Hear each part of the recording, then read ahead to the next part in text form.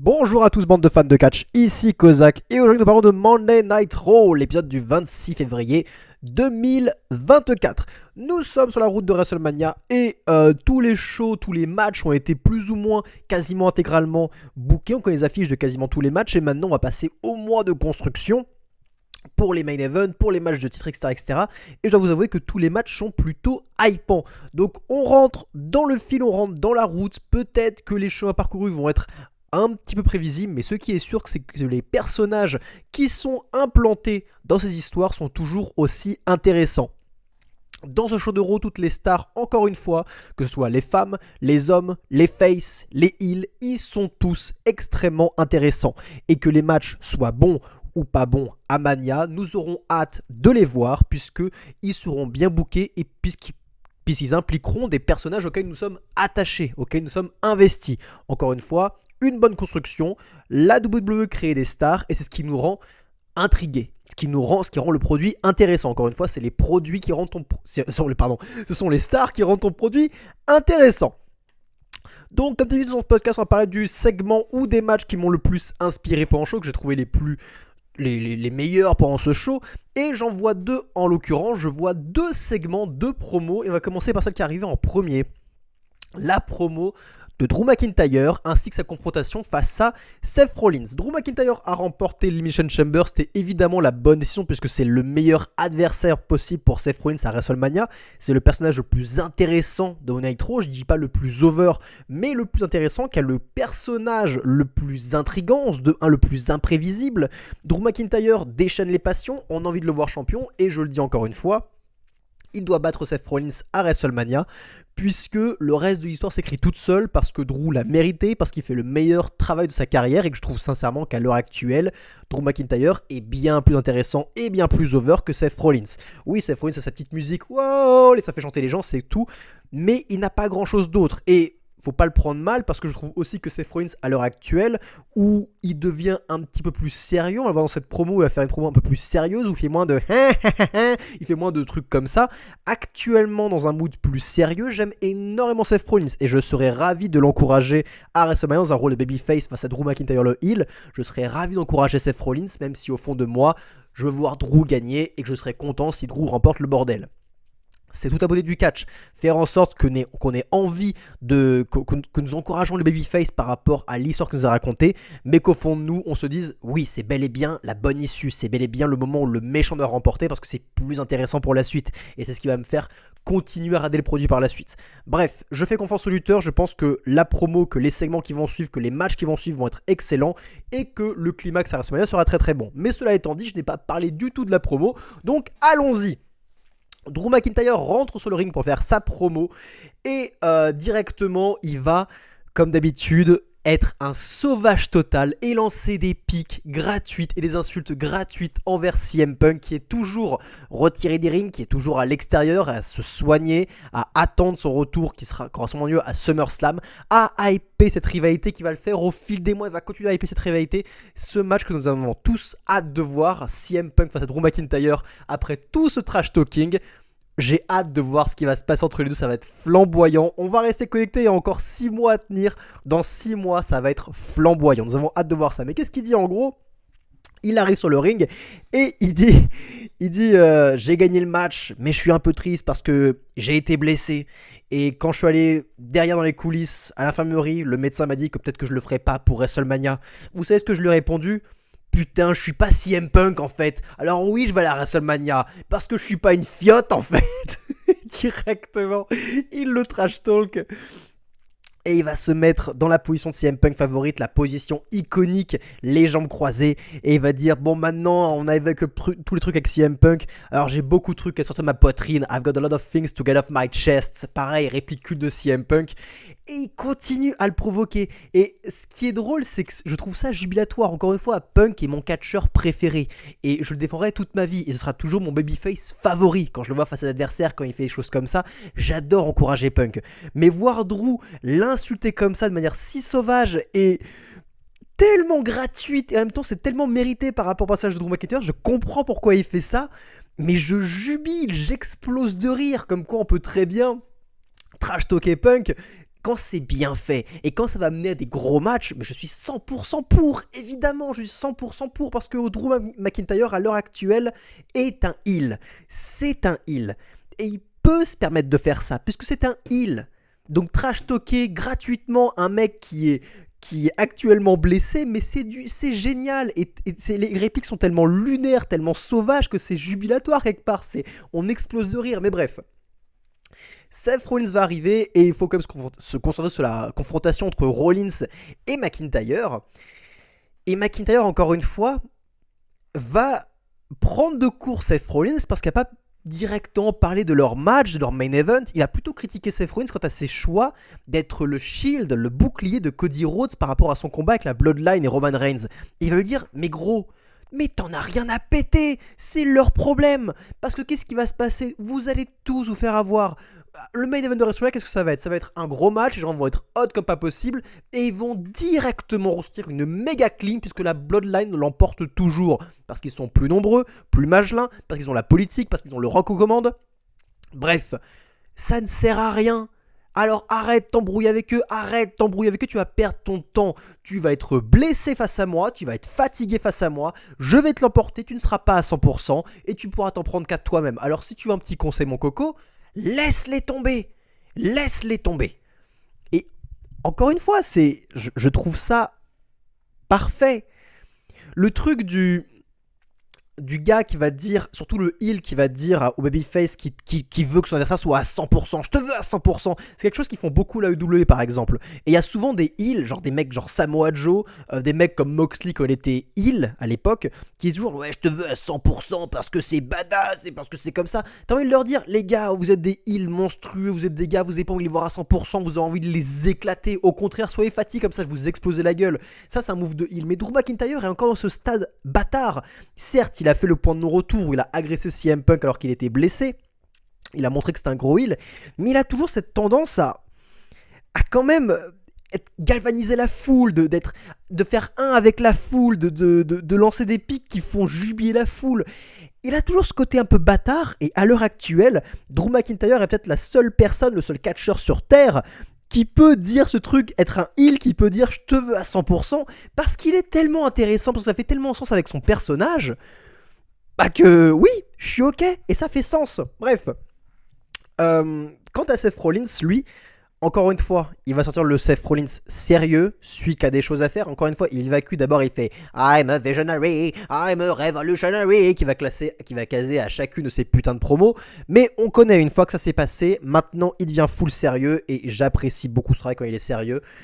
Il dit que pour lui, tout simplement, la Bloodline, c'est un combat extrêmement important. C'est au-dessus de Drew et Seth Rollins. Que le World Heavyweight Championship, c'est au-dessus de lui et Seth Rollins. Et que non, Seth Rollins, c'est pas une perte de temps pour lui. C'est extrêmement important d'abattre la Bloodline. Pour la compagnie, c'est extrêmement important. Alors, respectueusement, Drew, je te le redis, que le meilleur homme gagne, mais ne me dis plus jamais ce genre de choses, ce que j'ai à faire. Et Seth Rollins va se barrer. Drew McIntyre va le toiser encore une fois à l'extérieur. Et bref, encore une fois, j'ai hâte de voir ce match, j'ai hâte de voir la suite, j'ai hâte de voir comment Drew va réagir, qu'est-ce qu'il va faire en fait, il est tellement imprévisible en fait que j'ai vraiment hâte de voir où ça va nous mener tout cela. Et autre segment que j'ai beaucoup aimé, c'était le main event. Alors on a un match de main event entre Cody Rhodes et Grayson Waller, suite au Grayson Waller Effect, on a un match à Raw, et le match n'était pas très long, évidemment c'est un match pas très long parce que Grayson Waller ne représente aucune menace pour Cody Rhodes. On remarque que Cody Rhodes dans sa gimmick de babyface classique a tendance à faire souvent ce type de match où il se fait un peu agresser, mais ça ressemble beaucoup à John Cena. Encore une fois c'est le catch du classique babyface. On fait travailler la hit sur Grayson Waller, mais encore une fois, Grayson Waller n'est pas Nakamura, n'est pas Damien Priest, et Cody Rhodes ne va pas vendre pendant 30 minutes les coups de Grayson Waller. Non, le match reste quand même assez court, et Grayson Waller va pas prendre tant de hits que ça. Cody Rhodes va vite faire un comeback, va vite faire un crossroads pour la victoire. Le match va pas durer très longtemps. Encore une fois, heureusement, parce que c'est Grayson Waller, ce n'est pas Nakamura, ni Damien Priest. C'est un putain de jobber, qu'on soit bien d'accord. Mais le plus important, c'est ce qui se passe après. Parce que alors que Cody célèbre, wow, la foule est complètement over, c'est le putain de babyface le plus hot de la putain de terre, Paul Heyman va arriver accompagné de 3 gardes du corps. Pas la Bloodline, des gardes du corps. Cody va directement prendre une chaise et un micro. Il est malin, il sait ce qui se passe, il a déjà été avec la Bloodline, il n'a pas le temps de perdre avec ses conneries, il prend directement la chaise, il prend directement le micro. Encore une fois, ça rajoute un petit côté réaliste à ce qui se passe. Il est intelligent, Cody Rhodes.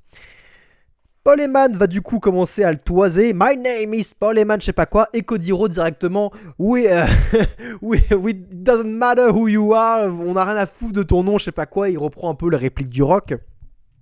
Mais il va laisser Cody Rhodes, Paul Heyman parler. Paul Heyman va parler, va s'avancer tranquillement et va dire à Cody respectueusement, avec mes amitiés sincères, bref, etc. Du Paul Heyman extrêmement poli, extrêmement beaucoup trop courtois, qui après lance une pique et va dire tu devrais rester à place au Rock, parce qu'encore une fois, tu nous as privé de ce match, le Rock contre Roman Reigns. Toi, Cody, tu nous as privé de ce match, t'as fait chier tout le monde, avait le meilleur match de tous les temps et tu nous prives de ça, donc s'il te plaît, par pitié, laisse-nous ce match. Et Cody Rhodes, simplement, il va juste dire non. Juste un petit non. Il va pas argumenter pendant 3 heures, il va juste dire non. Et Paul Heyman, ça le rend fou. Et il dit ok, si tu le fais pas, il va se passer autre chose. Et Cody est en mode autre chose, bah vas-y, montre-moi ce qui va se passer.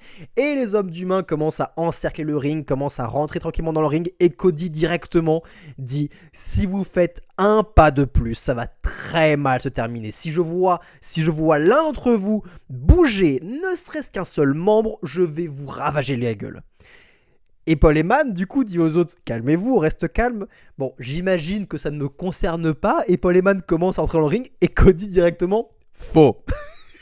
Faux, ça te concerne. Et il perd pas une seconde. Il casse la gueule de tout le staff. Et encore une fois, je trouve ça génial. Parce qu'on n'avait pas encore eu cette facette de Cody Rhodes. Encore une fois, l'année dernière, pour la première construction, on avait un Cody Rhodes très respectueux, très dans la retenue.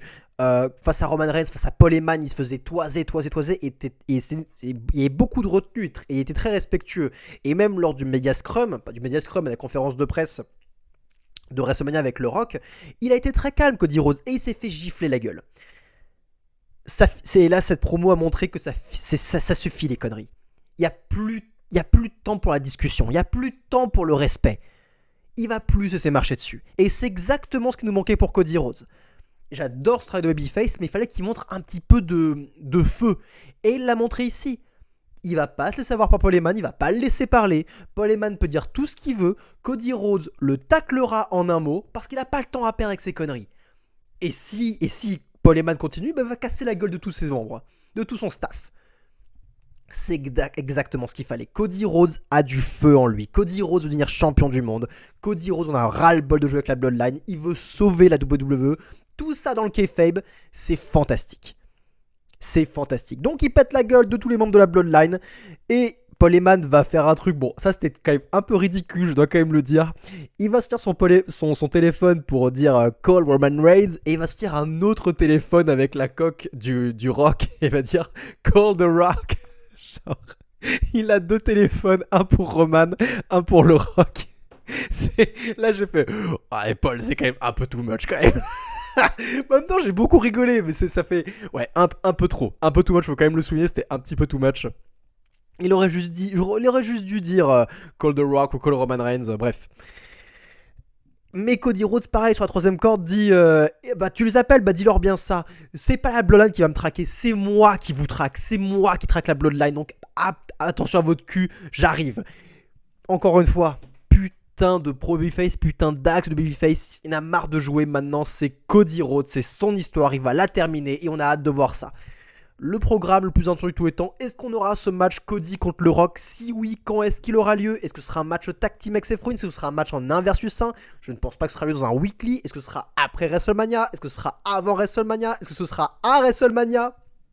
Qui sait? J'en sais rien et c'est génial. Je suis intrigué, j'ai hâte de voir la suite et c'est trop cool. C'est trop cool. Rien d'autre à dire, c'est beaucoup trop cool. Maintenant que les meilleurs segments ont été évacués, on va parler du reste du show dans un ordre chronologique. Et c'est Rhea Ripley, Mommy, qui va ouvrir le show. Elle qui a remporté le main event de Elimination Chamber en Australie. Qui vient ouvrir le show encore une fois. Ça montre toute la confiance que la compagnie porte envers Rhea Ripley, qui main event un show, qui puis direct fait l'opener de l'autre show.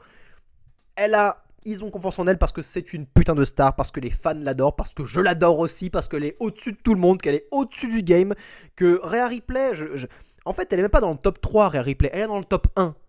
Il y a un top 1 et il y a le reste du casting, il y a le reste du roster, toutes femmes confondues. Rhea Ripley, elle est putain d'au-dessus.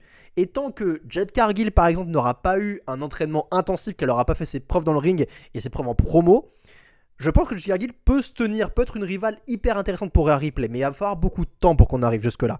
Actuellement, Rhea Ripley est tellement au-dessus du game. J'ai beau dire oui, j'ai hâte de voir le match contre Becky Lynch, j'ai hâte de voir le match contre Bianca Belair, mais pour moi, ces deux femmes n'ont pas la moindre chance face à Rhea Ripley, face à cette Rhea Ripley actuelle, elles n'ont pas la moindre chance. Rhea Ripley, c'est de l'argent. Elle est totalement au-dessus de tout le monde. La seule qui peut représenter une menace pour son règne, qui peut représenter plus d'argent actuellement, c'est Jade Cargill, grâce à son aura de star naturelle. Mais avant cela, il va y avoir beaucoup de temps qui va se passer, parce qu'il y a beaucoup de construction à faire pour son personnage, son travail dans le in-ring, son travail en tant que promo. Elle reste une débutante. Donc, pour l'instant, je m'inquiète pas pour Rhea Ripley. Je pop à chaque fois que je la vois, parce que je l'adore. Mais elle a zéro compétition. Elle a zéro compétition. De belles affiches, certes. Mais c'est tout. Pas une menace pour son règne. Soyons honnêtes une seule seconde. Donc, elle va ouvrir le show accompagnée de Dominic Mysterio, qui va l'introduire en fait, c'est lui qui va introduire Rhea Ripley. Et bref, elle fait une promo par rapport à Nia Jax, elle l'a battue en Australie chez elle est super contente. Et va intervenir Becky Lynch pour la première confrontation. Pas la première, mais la première officielle depuis que le match a été annoncé. Et c'est un échange verbal tout à fait classique, j'aime beaucoup Becky Lynch, j'aime beaucoup sa manière d'insulter Dominic avec son accent, c'est toujours assez drôle, elle lance des insultes qui me font toujours beaucoup marrer. Et Rhea Ripley direct va dire: tu parles pas mal de mon dom-dom, de ma petite Latino hit. Tu parles pas mal de lui directement. Et très calmement, Rhea Ripley va remettre Becky Lynch à sa place en mode: mais t'as aucune chance, ok, parce que Mommy is always on top. Confrontation tout à fait classique, mais encore une fois, c'est deux bonnes promos féminines sur le ring. J'aime bien voir la confrontation, j'ai hâte de voir comment tout cela va s'envenimer au fur et à mesure. Bref, c'est un début tranquille pour une rivalité qui s'annonce sûrement explosive. Et c'est là qu'intervient Nia Jax qui attaque Becky Lynch dans le dos. Rhea Ripley laisse faire, elle laisse ça tout à fait se faire. Nia Jax explose Becky Lynch et avant de l'écraser sous ses 400 kilos, Adam Pearce arrive avec plein d'officiels pour empêcher Nia Jax d'écraser la pauvre Becky Lynch et ses 50 kilos. Donc le mal n'a pas été fait. Ce soir, Nia Jax a un match contre Liv Morgan. Et on va en parler directement de ce match. Un match entre Nia Jax et Liv Morgan. J'ai pas vu intégralement parce que je n'ai pas vraiment quelque chose à faire des deux lutteuses. J'ai vu de belles choses concernant Liv Morgan. Encore une fois, elle a fait de belles prouesses au Elimination Chamber. Ça, je tiens à le souligner quand même. C'est pas une quelque chose à jeter. Loin de là, c'est un bon talent. Même si je n'aime pas son gimmick, c'est un bon talent. Faut pas déconner non plus. Mais qu'est-ce que je voulais dire par là? Oui, le match en fait il va être arrêté en cours de route parce que ça va finir en draw, ça va finir en disqualification parce que Becky Lynch va agresser Nia Jax pendant le match contre Liv Morgan et du coup va un peu lui rendre la monnaie de sa pièce. Voilà, musique de Becky Lynch, fait célébration et tout. On sent que la compagnie protège Liv Morgan, ça m'a un petit peu surpris quand même parce qu'ils auraient très bien pu faire en sorte que Nia Jax batte Liv Morgan et qu'ensuite Becky Lynch vienne l'agresser. Non, ils ont fait le choix que Becky intervienne pendant le match, donc ça c'était pour protéger Liv Morgan. Ok, pourquoi pas. Je pense pas que c'était nécessaire forcément, mais pourquoi pas après tout. Alors ensuite, qu'est-ce qu'on a eu pendant ce show? Il y a la promo de Rhea Ripley. Oui, on a eu Sami Zayn contre Shinsuke Nakamura. Sami Zayn va l'emporter, c'est une bonne décision. On a un match babyface contre heel tout à fait classique. Sami Zayn est excellent dans le selling. Il va sell comme pas possible les offenses de Nakamura pour une victoire qui sort de nulle part avec son Helluva Kick à la fin. C'est champion du peuple. C'est exactement ce qu'il fallait faire. C'est très très bien. On a ensuite Chelsea Green qui va faire une promo qui va tacler Raquel Rodriguez parce que, en gros, Chelsea Green c'était dans la Battle Royale de la dernière chance pour intégrer l'Elimination Chamber. Elle s'est fait éliminer par Raquel Rodriguez et au final, Raquel a perdu le Chamber. Du coup, en mode oh là là, t'es vraiment qu'une loser, t'es qu'une grosse loser, bouhouhou, gros bébé, je sais pas quoi. Raquel va arriver, lui exploser la gueule pour la victoire. Deux choses à dire à ce niveau-là. Un truc que j'ai déjà dit. Raquel Rodriguez devrait être une heel. Elle devrait être une heel, elle a tout pour être une excellente heel et une excellente épreuve contre Rhea Ripley. Un programme qui peut se construire et qui peut être assez sympathique, faut pas se mentir. Et je pense que la compagnie en est consciente, et je pense que pour l'instant ils vont pas directement faire la transition parce qu'il y a d'autres affiches à faire pour Rhea Ripley avant qu'on arrive à ça. Mais je pense qu'après WrestleMania, ou même pendant la route pour WrestleMania, on devrait commencer la transition. On devrait commencer tranquillement à faire une transition, un peu à Drew McIntyre, hein. On y va tranquillement, on va faire un heel turn progressif, parce qu'il faut y aller au bout d'un moment. Raquel Rodriguez serait beaucoup mieux en heel. Il y a une affiche gratuite contre Liv Morgan qui s'écrit toute seule, puis une affiche contre un replay qui s'écrit toute seule. Bref, ça se fait tout seul, Raquel Rodriguez. Il y a des problèmes qui peuvent être assez intéressants. Quant à Chelsea Green, bah écoutez, elle va être enfermée dans ce rôle de blague. Si ça lui va, si elle est heureuse avec ça, bah tant mieux pour elle. De toute façon, c'est la compagnie qui la force un peu à avoir ce rôle, on va pas se mentir. Je sais pas si elle en est heureuse, en tout cas elle a une bonne paye. Elle a un rôle où elle a pas besoin de catcher beaucoup. Elle fait juste la conne, hein. Sur le ring, elle va s'en prendre plein la gueule. C'est un rôle de blague. Mais encore une fois, s'il y a toujours moyen de faire quelque chose avec ces personnages-là, bah regardez Dominic Mysterio par exemple. Dominic Mysterio, sur le papier, c'est un peu la même chose que Chelsea Green. Sauf que lui, il a un groupe. C'est une poule mouillée, mais il a un groupe pour le protéger. Et peut-être que ce sera le futur de Chelsea Green. Peut-être que si elle est entourée d'un groupe, peut-être qu'elle peut élever sa carrière à être un petit peu au-dessus de ça. Et même avoir des victoires. Tout à fait possible. Là, si elle reste toute seule avec ce gimmick-là, bah, elle est contrainte, elle est condamnée à être une blague à vie. Et peut-être que c'est ce que la compagnie veut. Bon, je m'en fous un petit peu à vrai dire. On a Gunther qui a fait une promo pour célébrer sa victoire face à Jey Uso la semaine dernière à Raw. Et il va dire, j'ai battu tout le monde, je suis sur le champion intercontinental le plus prestigieux, le plus long règne de l'histoire. Qui va m'affronter à WrestleMania? J'attends des adversaires. Et j'écoute un peu tout le monde, hein. Vous pensez que ça va être Chad Gable, Sami Zayn. Grosse pop pour Chad Gable. Je suis pas sûr. À vrai dire, on a eu une vignette aussi avec Chad Gable dans les coulisses, où il disait j'aimerais beaucoup affronter Gunther à WrestleMania, je veux ce match, etc. Peut-être, mais je suis pas sûr au fond de moi. C'est peut-être une bonne idée, mais je suis vraiment pas sûr à vrai dire. Déjà, Chad Gable a déjà affronté Gunther, on a déjà eu ce match, et certes les matchs étaient excellents, mais encore une fois, les gens aimeraient voir Chad Gable battre Gunther. Je sais pas si c'est une bonne idée. Par contre, parce qu'encore une fois, Gunther a battu tellement de gens que je vois pas Chad Gable, le jobber ultime, battre Gunther en mode fair and square. Ça ne marche pas comme ça. Par contre, faire un excellent match de catch où à la fin il y a une grosse clim parce qu'il s'est fait battre après avoir mis Gunther sur la sellette. Il était prêt à le battre, il était à deux doigts de le battre et il gagne pas. Oui, ça c'est la bonne chose, ça peut être intéressant. Mais c'est là où je me suis posé une question, c'est que depuis toujours je me dis que la personne qui devrait battre Gunther dans un match loyal, ce serait soit LA Knight, pour le rendre encore plus over, soit Bron Breakker. Après des constructions des mois, pourquoi pas à SummerSlam, on construit Bron Breakker et on a ce match à SummerSlam où il bat Gunther. Et là, on propulse Bron Breakker sur le devant de la scène. Le mec a battu Gunther. Pour moi, c'est une excellente option. Ça reste toujours une excellente option. Mais c'est vrai qu'on oublie ce problème de la mallette Money in the Bank de Damien Priest. Parce que du temps passe, et Damien Priest ne cache toujours pas sa mallette. Je vois des gens qui disent Drew McIntyre doit battre Seth Rollins à WrestleMania et là Damien Priest cash in direct sur Drew McIntyre. Non, ce serait pas une bonne décision. Ce serait vraiment pas une bonne décision parce que Drew McIntyre peut avoir un règne vraiment intéressant et que un règne de heel aussi arrogant que ça avec un CM Punk qui va arriver à SummerSlam, il y a de l'argent à se faire là-dessus. Il y a beaucoup d'argent à se faire là-dessus et Damien Priest, je pense pas qu'il soit aussi intéressant que Drew McIntyre. Ce serait vraiment dommage. Donc en soi, il reste véritablement deux options, puisque Logan Paul est à écarter. Logan Paul est à écarter, c'est un champion US, mais Damien Priest qui cache sur Logan Paul, ça n'a pas vraiment intérêt. Ce serait dommage qu'un heel cache sur un heel. Bon, c'est un peu foutraque. L'option numéro 1. En fait, non, il y en a... Oui, pardon, l'option numéro 1.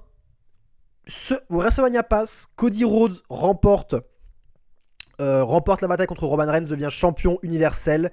Et beaucoup plus tard, après une première défense de titre, dans un Raw ou dans un pay-per-view, pourquoi pas à Backlash, Damien Priest cache sur Cody Rhodes. Et devient champion. Je ne dis pas qu'il doit rester, je pense que Cody devra après, on fait un programme entre Cody et Damien Priest et Cody reprendra son titre. Mais c'est une option qui peut être intéressante. Un court règne de champion avec Damien Priest en tant que champion de la compagnie. Sur un Cody Rhodes, bref, beaucoup de hits. Pourquoi pas, c'est une bonne idée. L'autre idée qui se dessine, c'est de battre Gunther. C'est que Gunther, pour pas l'affaiblir, pour pas qu'il ait une défaite flagrante, pour pas qu'il perd en 1 versus 1 dans un match équitable, après un règne si historique, que son règne se termine via un cash-in. Certes, ce serait dommage pour la fin du règne de Gunther, qui se termine d'une manière un peu dommage, mais en même temps, ça le protège énormément parce qu'il n'a jamais été battu en 1 versus 1 de manière classique, et c'est un adversaire très très bien choisi pour aller affronter Cody Rhodes pour le titre de champion de la compagnie. Encore une fois, officiellement, véritablement, il est toujours invaincu. Il a perdu contre un cash-in, c'est pas une vraie défaite, on va pas se mentir. Et qu'on soit bien d'accord, Gunther est le futur grand champion heel dominant de la compagnie. C'est lui qui va porter la compagnie. C'est lui le futur Roman Reigns, c'est Gunther. Je dis pas que ce sera aussi blockbusteresque, qu'il y aura autant de star power, mais les programmes avec un Gunther en tant que champion du monde pour une grosse durée quand même, pendant au moins 1 an ou quelques mois, ou une dizaine de mois, ça peut être super. Peut-être que c'est la chose à faire. Peut-être que Damian Priest devrait cacher sur Gunther à WrestleMania. Pourquoi pas? Après un match à l'arraché, long, éprouvant, Gunther l'emporte, mais Damian Priest cache in sur lui. Peut-être que c'est la solution à faire. En tout cas, pourquoi je parle de tout ça? Parce que le Judgment Day va confronter Gunther dans cette promo, et du coup, beaucoup de choses va être accompli. On a un face-à-face entre Gunther et Damian Priest qui marche bien. Ce sont 2 gros monsieur, les 2 leaders de leur groupe quelque part. Et ça fonctionne bien, on a envie de voir ce match, même si c'est un match heel contre heel. Je crois pas trop à cette affiche en 1 versus 1 WrestleMania, encore une fois. Par contre, je crois à cette affiche en tant que Damian Priest, c'est un teasing sur le fait qu'il va cacher sur Gunther. C'est un vrai teasing, et c'est tout à fait possible. Peut-être qu'on aura une affiche Gunther contre Dominic Mysterio, ça peut être très marrant de le voir malmener Dominic, mais ça passera pas à WrestleMania, ça passera dans un Monday Night Raw, ça peut être hyper jubilatoire. Bref, je suis intrigué en fait. Cette histoire de cash-in prend de plus en plus de place, et on se demande qu'est-ce qui va se passer en l'état. Nous verrons bien ce qui va se passer. En tout cas, Damian Priest s'avère être assez intéressant pour la suite. On a enfin eu le street fight entre le New Day et Imperium. Et vous savez quoi, j'ai plutôt bien aimé ce match. Pour tous ceux qui disent que les street fight avec une stipulation je n'aime pas, j'ai plutôt bien aimé ce match. J'ai pas aimé le début. Parce que le début c'est parti directement vraiment trop en couille. Mais encore une fois, le New Day et Imperium ont mérité ce street fight. La rivalité dure depuis plusieurs semaines. Aucun match en 1 versus 1 en match classique n'a réussi à être terminé puisque les 2 équipes n'arrivent pas à se contenir et se disqualifient automatiquement. On ne peut pas les contenir, ça fait plusieurs semaines qu'on essaye. Ok, vous savez quoi? Street fight, vous vous démerdez, il n'y a pas de règles, vous battez et il y aura un vainqueur à la fin. C'est exactement comme ça qu'il faut booker les matchs pour qu'on arrive à un street fight à la fin. Il faut mériter le street fight.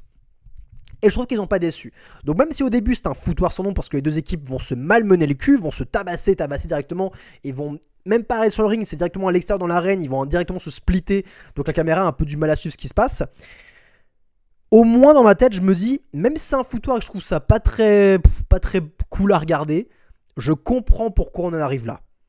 Contrairement à la AEW, où les street fights sont directement gratuits, où les gens se mettent dans des situations pas possibles, où ils s'explosent la gueule avec des choses sans que je me dise, mais les gars, mais ils vous ont rien fait les mecs en face, pourquoi vous voulez passer dans un match normal? D'abord, il n'y a aucune tension, et encore une fois, ce qui est bien dans les street fights, c'est de voir que les gars sont incontrôlables. Ils se détestent tellement, ils sont tellement enragés qu'ils vont s'exploser la gueule.